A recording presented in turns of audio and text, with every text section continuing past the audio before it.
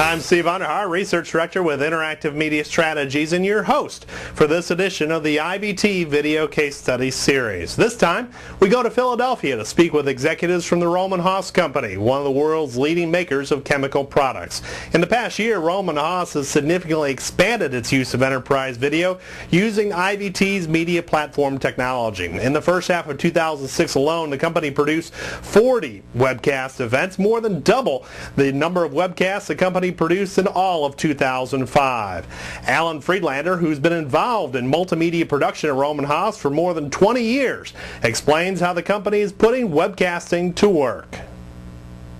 We use the IVT solution for informing customers about new products, existing products, and we also use the IVT solution for internal communications, whether it's a new HR rollout or it's a new set of classes that will be used for instructional purposes.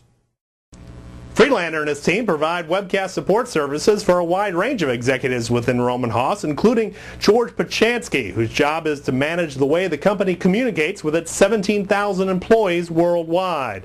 Pachansky uses tools such as email to get the word out, but finds significant advantages in deploying webcasting. I think some of the main advantages are being able to, one, cut through the clutter. If we can deliver our message more effectively in webcast simply because people will pay more attention, then I think we've accomplished something.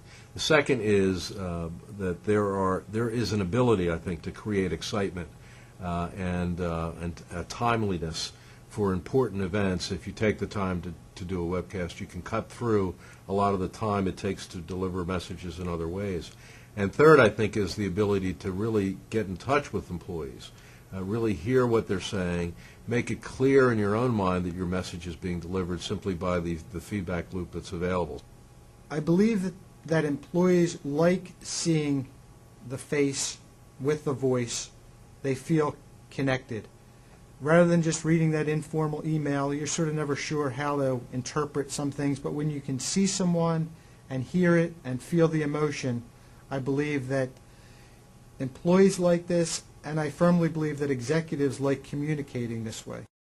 So Rohm Haas sees webcasting as a great tool to improve communications both internally and externally, but even that is not enough to justify the deployment of the technology by itself. Matter of fact, overall, corporate America, there's a variety of factors that go into measuring the effectiveness of web-based communications, factors such as cutting travel costs, improving employee comprehension of complex topics, increased revenue, improved productivity, and a host of other factors playing into the measure of effectiveness of web-based communications. But at Rohm Haas, the ROI issue comes down to a matter of measuring financial benefit. There might be a tendency in this company or even other companies to look at webcasting and say another expense. But I could tell you that, at least in the way we've rationalized our costs, the cost to set up a structure the way we have, which covers every need for us globally, is almost negligible. You could spend as much on a dinner out with some customers as you could for the cost of one of these webcasts. So very quickly the issue of cost, especially on a per business level, just goes away. It really has almost become irrelevant. Early on, as a video and multimedia department, when we were trying to sell this idea of webcasting and building an infrastructure internally, the dollar figures may have sounded high. But when you look at how those numbers are split up across the business groups, and really how they trickle down to an per webcast cost, it's almost negligible. One person making a business call may have the same costs as one person doing a webcast to 10, 20, 50, 100, however many people you can get to show up. So the return on investment for a webcast is not a difficult case to make. The nature of webcasting is such that some people will look at it as sort of a fad and something neat to kind of work with. If it doesn't have a bottom line payout for us in terms of being effective as a communications tool, we simply won't use it. Our experience so far is that it can be a pretty effective tool, and we think we'll be able to find new ways to do it and produce programming that actually rivals what our employees see in other media. The idea of these webcasts being worth it.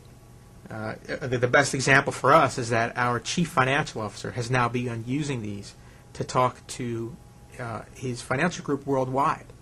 And so you know that when you have your CFO on board and using this medium and being very happy with it and excited to do more, that you probably have something that's financially sound as far as return on investment.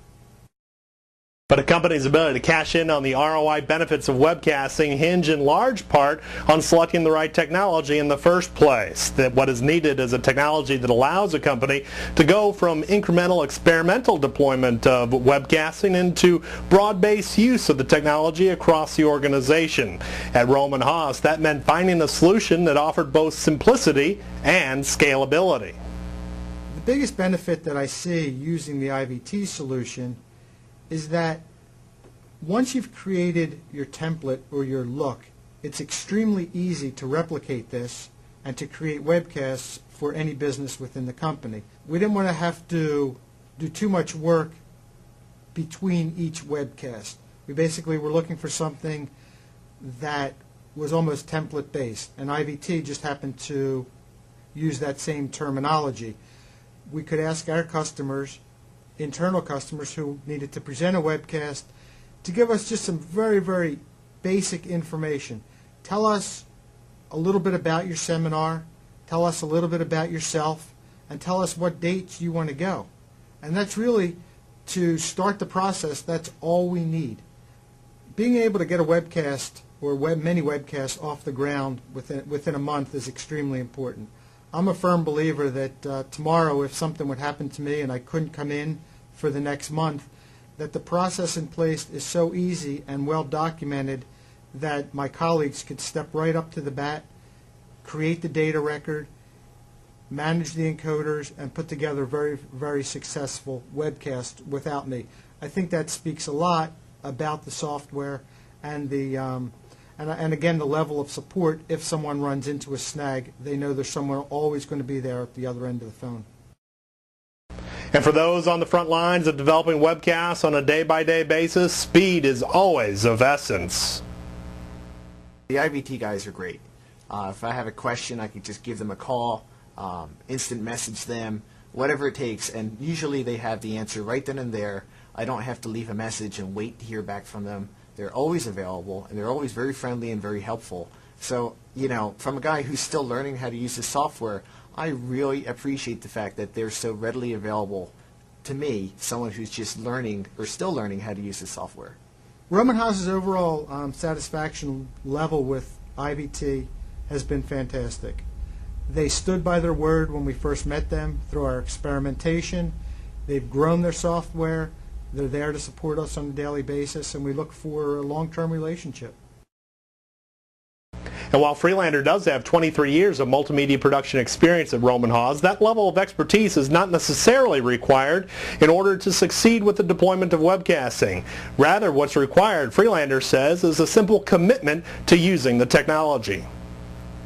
For a company considering webcasting that maybe doesn't have a studio or a lot of professional video equipment, they're in luck, because today's technology, it's not a very expensive proposition to get into if you don't have a big facility.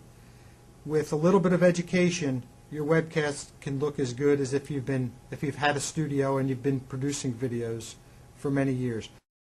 That's all the time we have for today's video case study. Our thanks goes out to Alan Freelander and his team at Rohm Haas. If you have any questions on the topics covered in this presentation, don't hesitate to contact me or an IVT sales representative at the email addresses on the screen. Thanks a lot.